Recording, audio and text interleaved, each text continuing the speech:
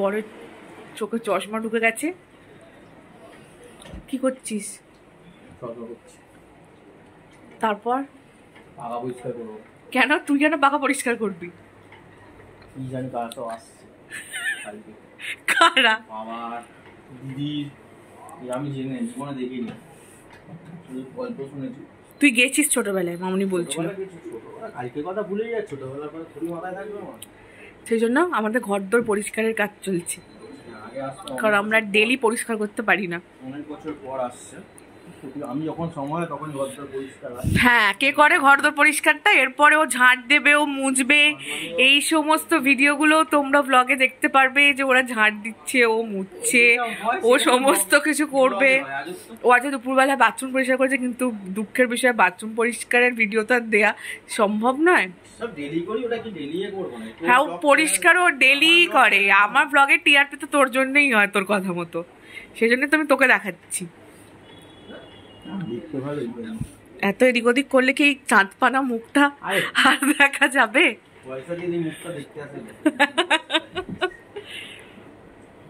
এই যে চাদর পাচ্ছে, কেন কি কিছুক্ষণ পরে উঠে ও এবার এই ফ্যানটাকে পরিষ্কার করবে। ওর হচ্ছে ব্যাপার, ওর পরিষ্কার করার শখ জাগলেও একদিনে সব করে, ও তখন কারোর কথা শুনে না।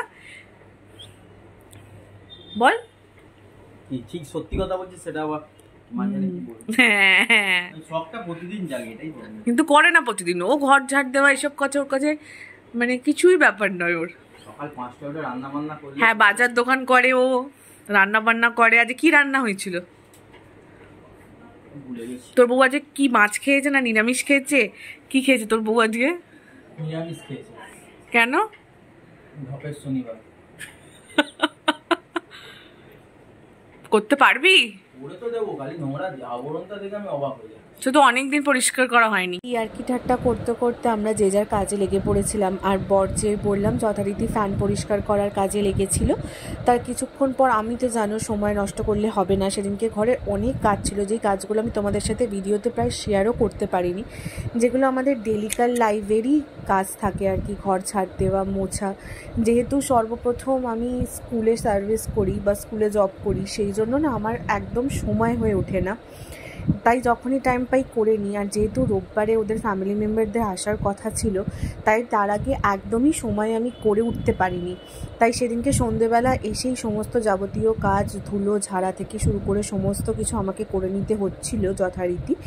আর তখন বরের সাথে গল্প করতে করতে, এদিক ওদিককার কথা বলতে বলতে দুজনেই যাবতীয় কাজ করে নিচ্ছিলাম, যার কিছু অংশ ভিডিও করতে অর্থাৎ শ্যুট করতে পেরেছি। আর ঘর ঝাঁট দেওয়া মোছা বলো, সেগুলো আমি শ্যুট করতে পারিনি, কারণ তখন আর মানে এনার্জি ছিল না যে করব। যথারীতি একটা ঘরে তোমরা জানো একটা ঘর হলেও প্রচুর কাজ থাকে, আর একদিনে সেগুলো করতে হলে তো অবস্থা পুরো কাহিল হয়ে যায়। তাই সমস্ত কিছু ঝাড়াঝাড়ি মোছামুছি করার পর আর শরীরে কিছু থাকে না রীতিমতো।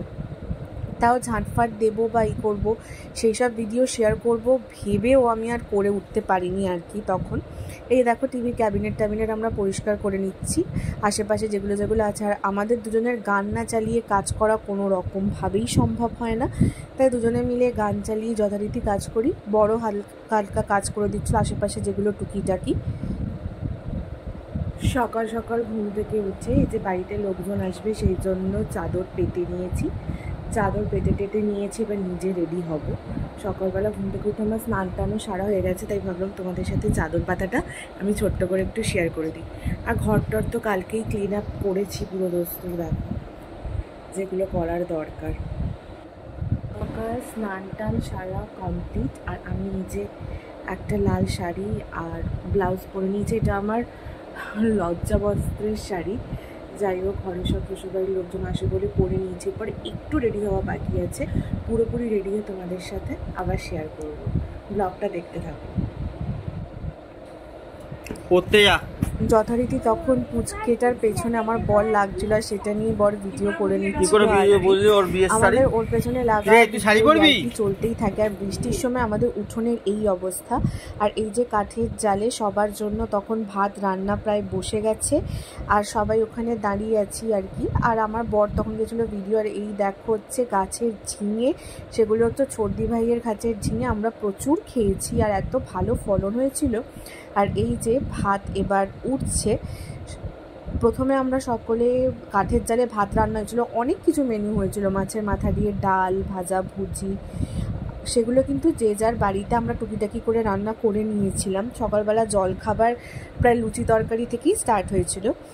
আর এই যে সব ফ্যামিলি মেম্বারের লোকজনেরা চলে এসছে, আর আমাদের ঘরে তখন এসে বসেছিল। তখন আমরা সবাই একটু গল্প করছিলাম। আর এই যে সব থেকে যেটা আমাদের খাবারের আকর্ষণীয় জিনিস, মাটন। আর মটন কষা হচ্ছে। সমস্ত রান্না মোটামুটি প্রায় বর্দা ভাই করে আমাদের ঘরে যতগুলো রান্না থাকে। আর মাটনটা জাস্ট ইয়াম্মি হয়েছিল। তখন প্রায় মটন কষা চলছে, আর ঘরের মধ্যে সবাই বসে তখন গল্প করছিল। এই যে বাবা বসে আছে, আর বাবার এটা ভাইপো হয় সম্পর্কে, সেও আছে আর কি। সব বসে বসে ভাইপো বলা ভুল হবে আমার, ভাগ্নে হয়। আর এই যে বিকেলবেলা হতে না হতে আরও এক পশলা বৃষ্টি হয়ে গেছে, এবার সবার ঘরে ফেলার পালা। তাই সবাই বেরিয়ে পড়েছে, আর একে একে সবাই বেরোচ্ছে। আর আমাদের জন্য মিষ্টি ছাড়াও এই স্ন্যাক্সগুলো আমার খুব প্রিয়। আশা করছি তোমাদের এই ছোট্ট ব্লগটা দেখতে ভালো লাগবে।